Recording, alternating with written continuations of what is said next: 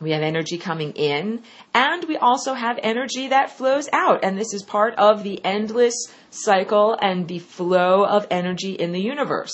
So energy has come, just like in this picture over here, into your energy system. And it has been broken down into its constituent elements, all of the colors of the rainbow. And then what? Well, then, you've got this over here, but that's not the end of the journey, because you are a refinery of consciousness.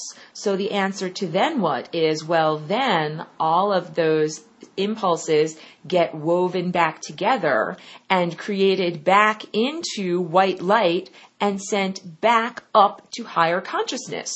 So this is also the answer to what happens with energy emanations from the sun. That we have the sun, you can think of it instead of as a nuclear furnace, which is, releasing willy-nilly all of this hot gas, etc., etc. It is much more than that. It is different than that. Think of the sun as a doorway, and that it is literally a doorway for consciousness and for light to be emanated outward from it. So this light is on its journey outward from the sun, becomes solidified in the form of physical matter on Earth and in the earthly three-dimensional realm, which is currently limited by the ideas of Einstein, but which is rapidly expanding.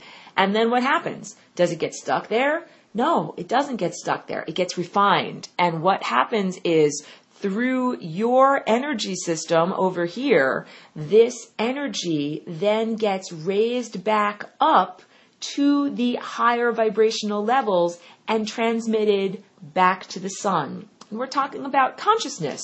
So now we're talking about feeding the light body. Every time you eat and you are in a state of balance, inner balance, and you are consciously broadcasting, tasting all the sensations of everything that you eat, every time you do that, you are feeding your light body.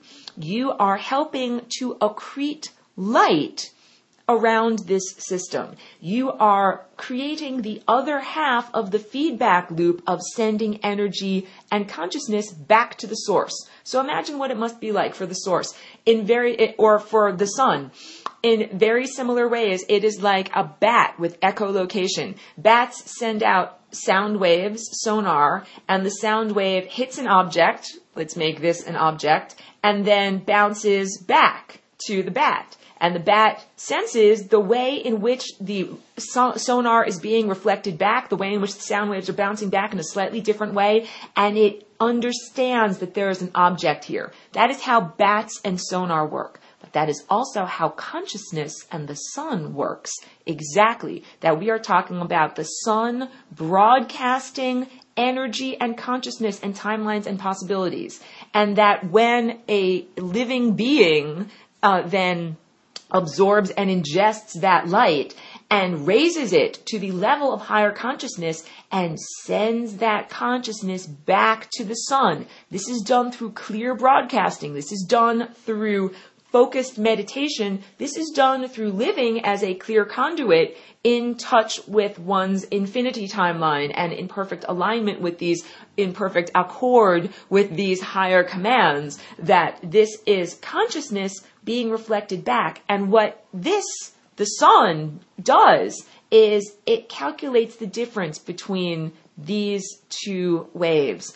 Like this is what I sent out and this is what came back to me, and I can then calculate what is going on in the material world, in this objective world, by the messages that I receive back and how that is slightly different from what I sent out.